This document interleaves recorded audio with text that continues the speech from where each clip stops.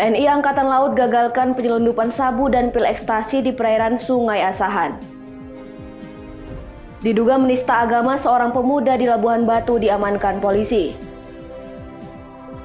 Integrasi yang kuat bagi generasi penerus peserta Latsitar Danus di Simalungun. Selamat malam pemirsa, selain cuplikan berita tadi, kami juga akan menghadirkan beragam informasi menarik lainnya. Bersama saya Ari Mustika, pemirsa, inilah Sumut hari ini malam selengkapnya.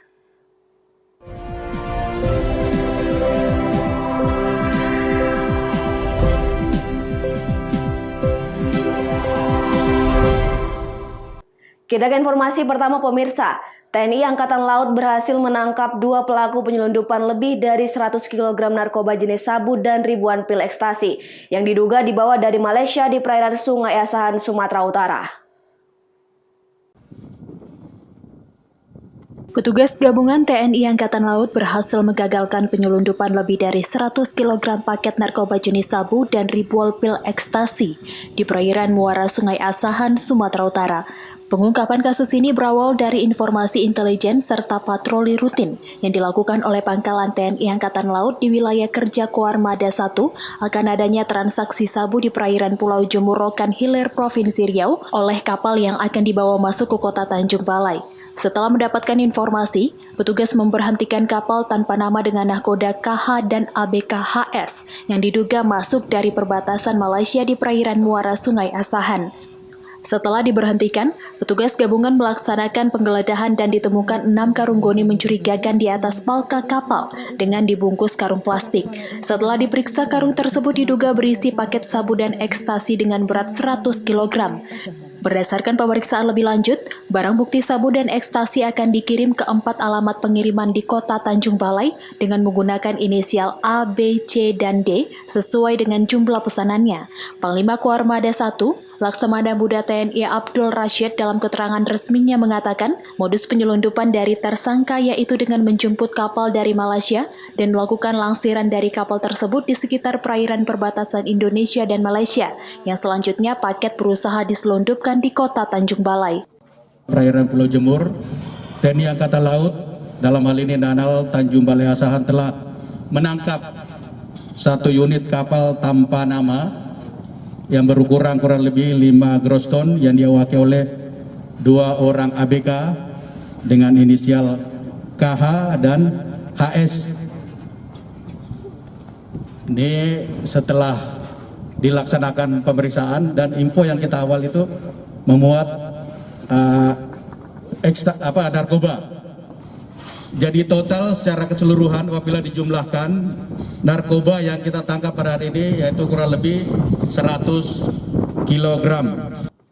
Selanjutnya barang bukti sabu dan ekstasi serta 2 orang tersangka diserahkan kepada BNN Sumut untuk proses hukum lebih lanjut. Wahyu Pratama melaporkan untuk Evarina TV. Sementara itu pemirsa, Polres Labuhan Batu mengamankan seorang pemuda terduga pelaku penistaan agama. Dari hasil pemeriksaan awal, pelaku tidak menyadari perbuatannya dikarenakan dalam keadaan mabuk. Pelaku tidak sadar telah melecehkan kitab suci Al-Quran dan menjadikan sajadah sebagai alas tidur dan selimut. Satreskrim Polres Labuhan Batu mengamankan BN 25 tahun, warga Saiberombang, Panai Hilir, Labuhan Batu, Sumatera Utara, atas dugaan menista agama dengan tanpa sadar telah melecehkan kitab suci Al-Quran. Peristiwa yang terjadi di Masjid Khairul Amal lingkungan 5 Kelurahan Saiberombang ini sempat membuat warga geram terhadap pelaku. Namun pihak kepolisian dibantu Forkopimca dan tokoh agama seperti tokoh masyarakat dengan sigap mengamankan pelaku guna menghindari amukan massa. Kapolres Labuhan Batu AKBP Denny Kurniawan membenarkan pihaknya telah mengamankan seorang pelaku atas dugaan penistaan agama. Guna penyelidikan, pihaknya menahan pelaku di rutan Polres Labuhan Batu. Jadi kemarin pada hari Senin tanggal 19 April 2021, kita sudah mengamankan 1 orang tersangka atas nama BN yang merupakan warga desa Berombang, Kabupaten Labuhan Batu, di mana yang bersangkutan kita amankan terkait dengan perbuatannya pada subuh dini hari atas dugaan penistaan agama. Dan hasil keterangan dari tersangka bahwa memang yang bersangkutan melakukannya dalam keadaan mabuk, dan itu dikuatkan oleh saksi-saksi yang sudah kita minta keterangan. Sempat ada keributan Pak ya kemarin di sana Pak ya? Ada keributan, namun alhamdulillah atas koordinasi kami dengan unsur Forkopimda yang ada di sana dan peran para tokoh, situasi bisa aman dan kondusif. Untuk saat ini tersangka sendiri mana Pak? Saat ini tersangka sudah berada di rutan Polres Labuan Batu untuk dilakukan proses penyidikan. BN terduga pelaku penistaan agama menyesali perbuatan yang dilakukan di luar kesadarannya. Saat kejadian dirinya mengaku dalam keadaan mabuk. Saya mau mendengarkan orang yang terlalu mengaji juga. Tiba-tiba dalam keadaan saya mabuk, kemudian saya Al-Quran. Ketika saya bangun, koyong saya terpijak saya Al-Quran. Terpijak atau pijak? Terpijak. Oh, pijak sengaja? Enggak apa? Oh, mabuk, oh sadar? Enggak sadar. Nggak sadar? Ya. Ada yang melihat di situ? Anak yang terlalu. Ini nggak apa Budi? Pijak Al-Quran. Ini yang kau pijak? Yang warna kuning Pak. Warna kuning. Ini ya Al-Qurannya ya? Ya. Atas perbuatannya, BN disangkakan melanggar pasal 156A KUH Pidana tentang penistaan agama dengan ancaman hukuman maksimal 9 tahun penjara. Ucok Sitorus melaporkan untuk Evarina TV. Pemirsa, gempa tektonik berkekuatan 6,4 skala Richter mengguncang Kabupaten Nias Barat, Kepulauan Nias, Sumatera Utara pada pagi hari tadi pukul 6:58 waktu Indonesia Barat. Belum ada korban jiwa ataupun kerusakan bangunan warga maupun fasilitas umum atas peristiwa tersebut.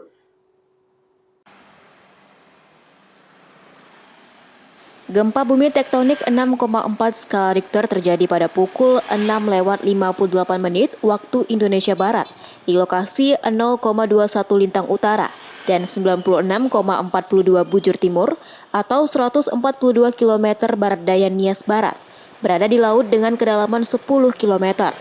Gempa yang dirasakan di seluruh daerah di Kepulauan Nias seperti di kota Gunung Sitoli dan Nias Utara sempat membuat sebagian warga panik dan berhamburan keluar rumah.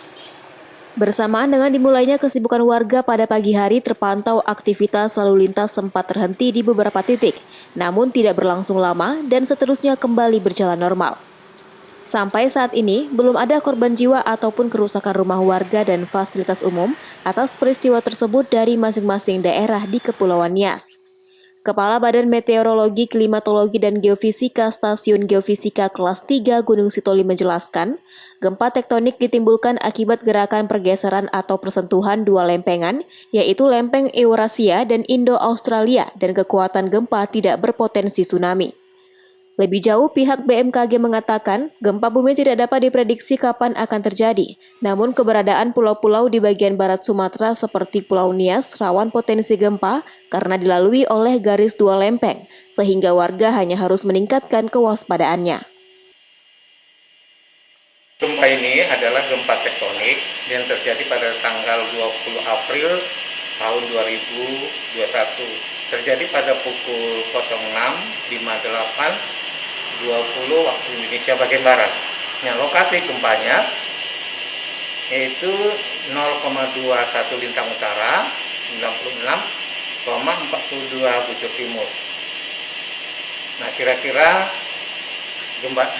gempanya berjarak 142 km barat daya Nias Barat di daerah Sumut. Nah, gempanya terjadi di laut dan tidak berpotensi tsunami. Dan gempa ini juga dirasakan di Aigodang, Nias Barat, Gunung Sitoli, Padang Sidempuan, Pariaman, Padang Pariaman, Pak Barat, dan Aceh Singkil.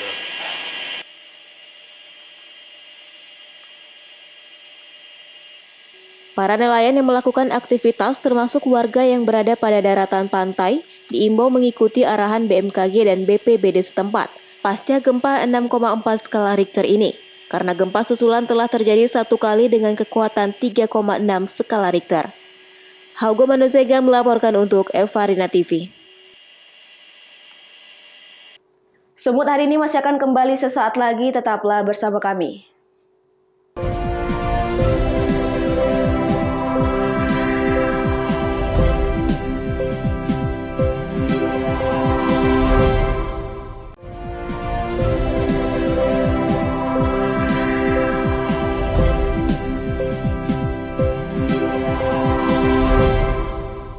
Terima kasih masih bersama kami. Pemirsa, angin puting beliung bercampur hujan es rusak 48 rumah di 4 desa di Kecamatan Laguboti, Kabupaten Toba. Desa tersebut yaitu Sitoluama, Gasaribu, Simatibung, dan Pardomuan Nauli. Kerugian ditaksir mencapai 1 miliar lebih.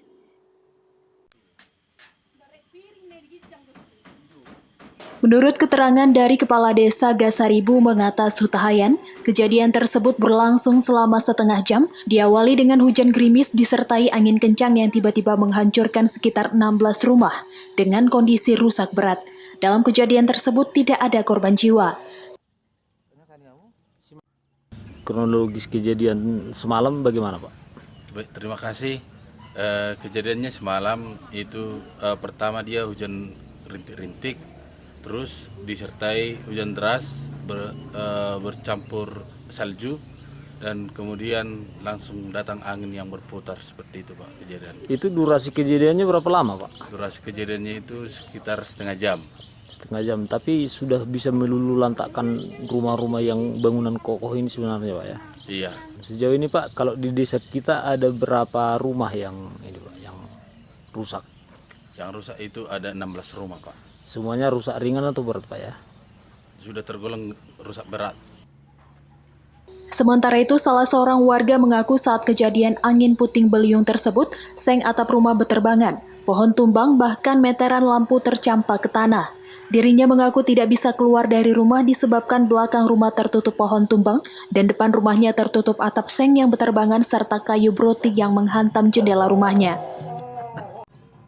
Semalam kan toh pas hujan itu, terus saya memasak teh di belakang, terus pohon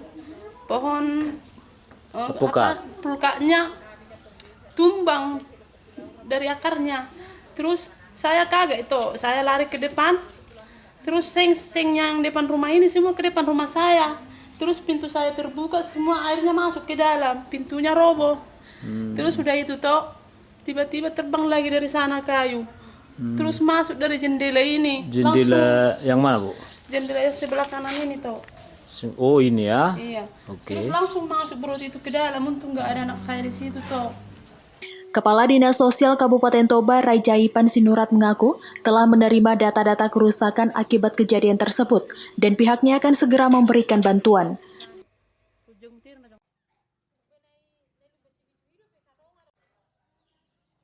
Terima kasih. Jadi kita tadi juga sudah berkoordinasi dengan pimpinan kita sesuai kejadian kemarin jam 4 sore yang ada di Kecamatan Laguboti dan Sigumpar. Yang Laguboti paling banyak ya, 32 rumah, dan sudah berkoordinasi kita. Kita tinggal menunggu surat dari pihak kecamatan yang dihimpun oleh camat agar segera kita memberikan bantuan untuk meringankan beban daripada saudara-saudara kita, masyarakat kita yang tertimpa puting beliung. Dari data yang dihimpun di 4 desa Kecamatan Laguboti, ada 48 rumah yang rusak akibat terjangan angin puting beliung tersebut. Tidak ada korban jiwa, namun kerugian ditaksir sekitar 1 miliar lebih. Jamarlin Saragih melaporkan untuk Evarina TV.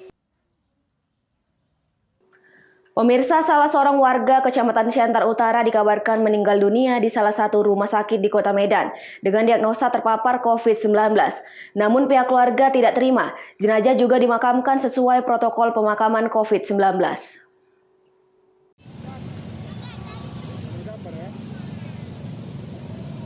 Seorang pria berusia 51 tahun warga Kecamatan Siantar Utara, Kota Pematang Siantar, dikabarkan meninggal dunia di salah satu rumah sakit di Kota Medan. Pria tersebut didiagnosa terpapar COVID-19 oleh pihak rumah sakit, namun pihak keluarga tidak terima dengan pernyataan rumah sakit tersebut. Sejak siang hari terlihat di rumah duka, tulisan di kertas karton dan menempel di teratak depan rumah pasien menjadi tontonan pengendara yang berlalu lalang hingga sempat membuat kemacetan bagi pengguna jalan. Kakak kandung pasien Evi Risa Junita Harahap juga melakukan orasi mengatakan keberatannya. Ia mengatakan pihaknya telah dipaksa tanda tangan oleh pihak rumah sakit agar jenazah adiknya bisa keluar dari rumah sakit.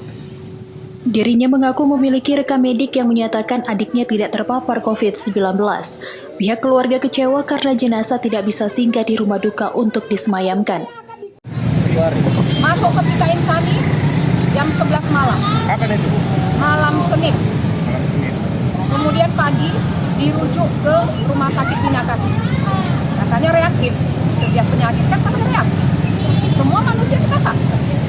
Setelah itu dibawa ke Bina Kasih, dia diisolasi. Ya, kita ada isolasi, kita akui, kita nggak mau bohong-bohong. Dia sesak karena memang serangan jantung, ya kan? Keluarga dipersilakan memisahkan diri, keluarga pulang. Kemudian dicek malam-malam koma. Besok paginya meninggal. Hasil rekamnya ini dia tidak COVID. Kenapa kami tanda tangani pernyataan COVID? Terpaksa, karena mayat katanya tidak bisa keluar kalau ditanda tangani COVID. Tahu apa arti pernyataan? Berlaku untuk pembuat, tidak berlaku untuk yang lain. Tahu hukum nggak dia? Silahkan, kita mau jalan pamit aja. Jadi artinya itu nanti mau dikuburkan secara COVID lah nanti? Tidak. Buktinya dia dikuburkan di TPU, tempat pemakaman umum. Rencananya di TPU mana nanti? Singosari. Itu kan bukti dia tidak COVID. Itu kan bukti dia tidak COVID. Kalau dia COVID, dia tentu nggak dikuburkan tempat umum. Iya. Iya kan? Jadi ada apa di sini? Jangan membodohi masyarakat. Sekitar pukul 7 malam, ambulans yang membawa jenazah pasien tak kunjung tiba di rumah duka. Ternyata jenazah langsung dibawa pihak rumah sakit ke tempat pemakaman umum di Simpang Mayat Jalan Bali sehingga keluarga pasien mendatangi TPU. Belasan petugas BPBD yang mengenakan pakaian APD lengkap tampak menurunkan jenazah dan melakukan penyemprotan disinfektan. Saat jenazah memasuki area TPU, pihak keluarga pasien mengujami mereka dengan cacian dan teriakan. Pihak keluarga menyayangkan pernyataan COVID-19 namun dimakamkan di pemakaman umum. Setelah bersih tegang antara keluarga dengan petugas BPBD, jenazah pasien akhirnya dikebumikan yang kemudian dilanjutkan dengan doa bersama dari pihak keluarga. Bentanio Sembiring melaporkan untuk Evarina TV.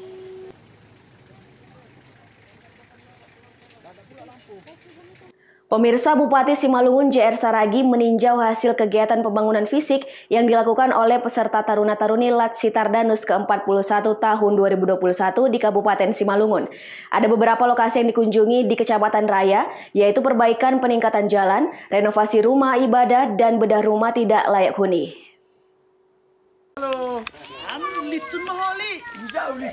Bupati Simalungun JR Saragi didampingi Komandan Satuan Latihan Macan Lat Sitardanus ke-41 Letkol Infantri Hendra Saputra dan Komandan Kodim 0207 Simalungun Letkol Infantri Roli Sohuka meninjau hasil dari kegiatan pembangunan fisik yang dilakukan oleh peserta Taruna-Taruni dan mahasiswa Lat Sitardanus pada Selasa siang. Ada beberapa lokasi yang dikunjungi di Kecamatan Raya, yaitu perbaikan peningkatan jalan, rabat beton sepanjang 450 meter dengan lebar 3 meter di lingkungan 1 Kelurahan Sondiraya, renovasi rumah ibadah seperti masjid dan gereja, bedah rumah tidak layak huni sebanyak 4 unit di Kelurahan Merek Raya. Proses pengerjaan seluruh kegiatan yang dilakukan selama 13 hari terhitung mulai dari 8 April hingga 20 April melibatkan sebanyak 195 taruna-taruni ditambah 25 orang mahasiswa.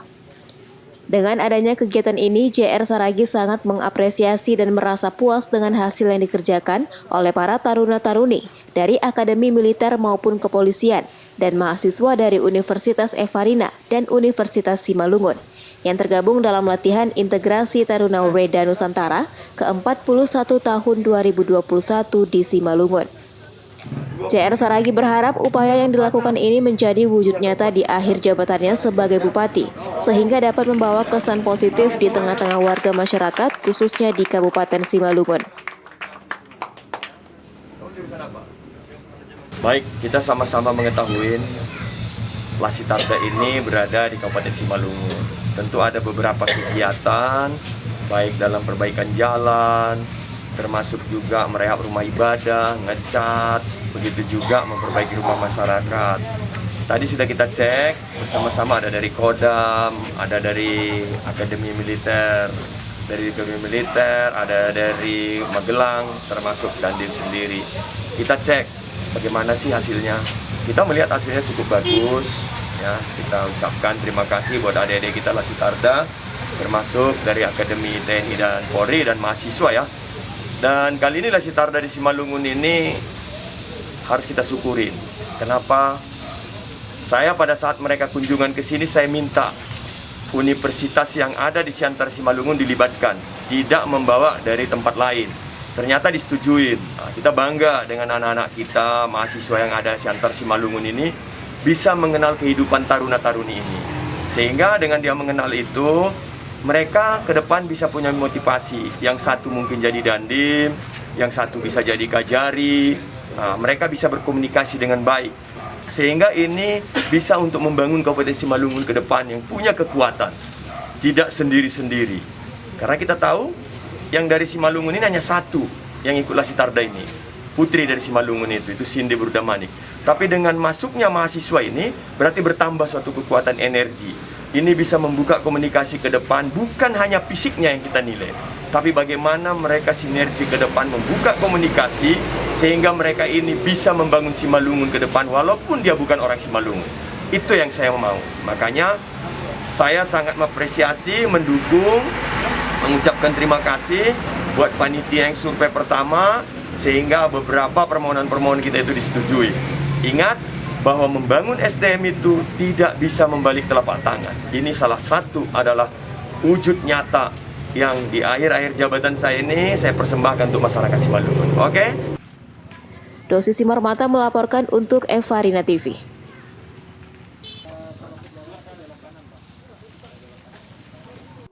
Sumut hari ini akan kembali sesaat lagi, tetaplah bersama kami.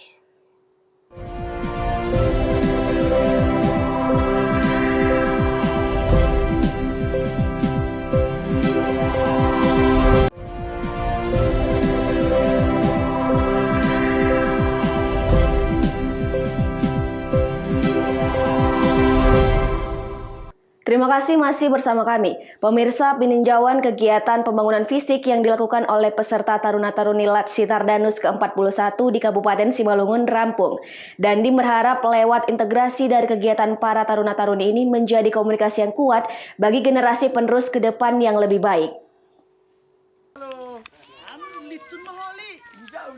Pengerjaan yang dilakukan para taruna-taruni peserta Latsitardanus ke-41, baik fisik maupun non-fisik selama 13 hari telah rampung.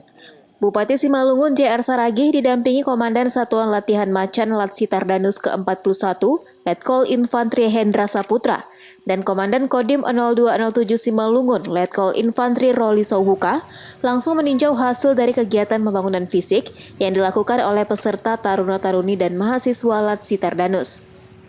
Ada beberapa lokasi yang dikunjungi di Kecamatan Raya, yaitu perbaikan peningkatan jalan, rabat beton sepanjang 450 meter dengan lebar 3 meter di lingkungan satu Kelurahan Sodiraya, renovasi rumah ibadah seperti masjid dan gereja, kemudian bedah rumah tidak layak huni sebanyak 4 unit di Kelurahan Merek Raya. Proses pengerjaan seluruh kegiatan yang dilakukan selama 13 hari ini melibatkan sebanyak 195 taruna-taruni ditambah 25 orang mahasiswa. Dengan adanya kegiatan ini, JR Saragih sangat mengapresiasi dan merasa puas dengan hasil yang dikerjakan oleh para taruna-taruni dari Akademi Militer maupun Kepolisian dan mahasiswa dari Universitas Evarina dan Universitas Simalungun yang tergabung dalam latihan integrasi Taruna Ureda Nusantara ke-41 di Simalungun.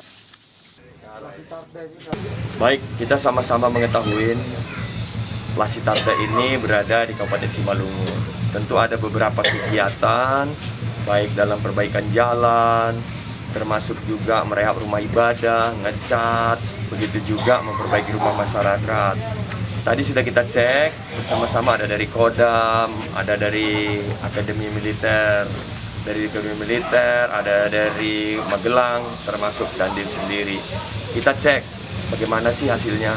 Kita melihat hasilnya cukup bagus. Ya, kita ucapkan terima kasih buat adik-adik kita Lasitarda, termasuk dari Akademi TNI dan Polri dan mahasiswa ya. Dan kali ini Lasitarda di Simalungun ini harus kita syukurin. Kenapa?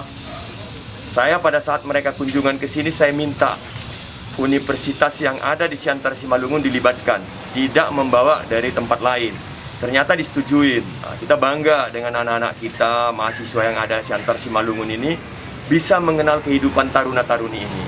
Sehingga dengan dia mengenal itu, mereka ke depan bisa punya motivasi. Yang satu mungkin jadi dandim, yang satu bisa jadi kajari.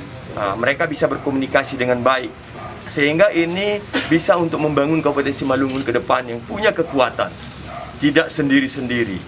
Karena kita tahu yang dari Simalungun ini hanya satu yang ikut Lasitarda ini. Putri dari Simalungun itu Cindy Burdamanik. Tapi dengan masuknya mahasiswa ini berarti bertambah suatu kekuatan energi. Ini bisa membuka komunikasi ke depan, bukan hanya fisiknya yang kita nilai, tapi bagaimana mereka sinergi ke depan membuka komunikasi sehingga mereka ini bisa membangun Simalungun ke depan walaupun dia bukan orang Simalungun. Itu yang saya mau. Makanya saya sangat mengapresiasi, mendukung, mengucapkan terima kasih buat panitia yang survei pertama sehingga beberapa permohonan-permohonan kita itu disetujui.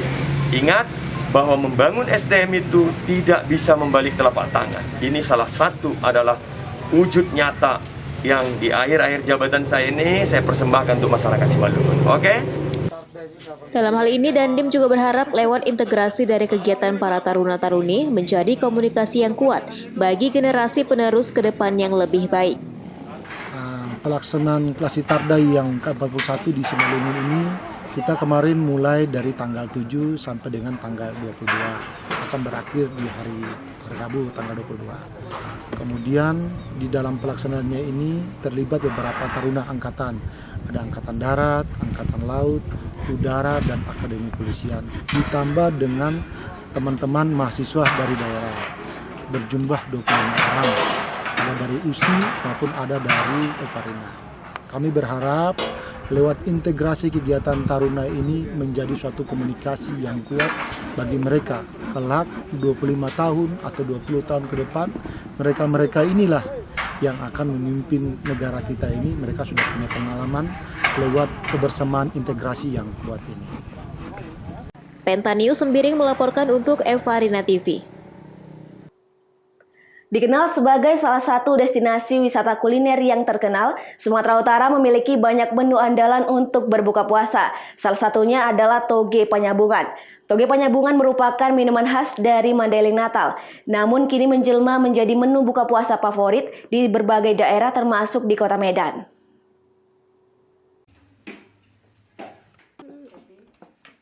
Toge panyabungan menjadi menu musiman yang banyak dicari saat berburu takjil menjelang waktu berbuka puasa. Menu takjil yang satu ini bukan merupakan kudapan dengan sayur toge, melainkan sejenis minuman manis yang segar. Meski asal-usul nama toge panyabungan hingga kini masih menjadi misteri di balik populernya es penggugah selera itu, namun menu takjil yang satu ini bisa Anda jadikan pilihan untuk berbuka puasa saat berada di Sumatera Utara. Toge panyabungan merupakan hidangan pencuci mulut yang sekilas terlihat mirip seperti es cendol atau es dawet dari Jawa. Namun jika sudah diaduk dan dimakan, maka akan terasa sangat berbeda.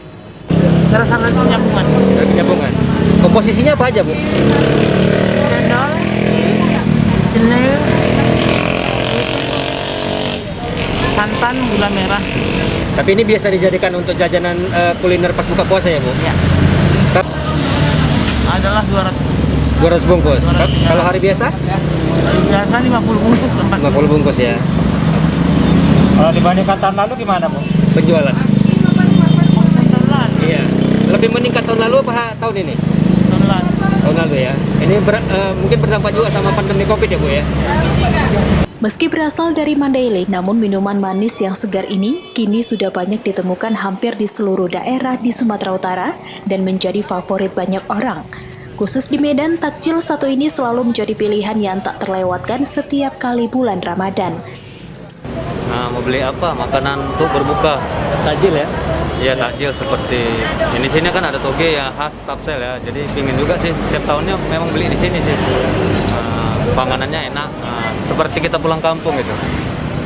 Seperti rasa manisnya asli, terus seperti kalau yang belum tahu tuh seperti cendol. Cuman dia bedanya ini ada yang lain daripada yang cendol. Meski di tengah pandemi COVID-19, angka penjualan takjil satu ini tak pernah turun. Rasanya yang khas dan segar menjadikan toge panyabungan selalu diburu warga. Daniel Pekuali melaporkan untuk Evarina TV. Pemirsa, demikianlah rangkaian informasi dalam Sumut hari ini malam. Saya Rimustika mewakili kerabat kerja yang bertugas pamit undur diri. Terima kasih atas kebersamaan Anda dan sampai jumpa.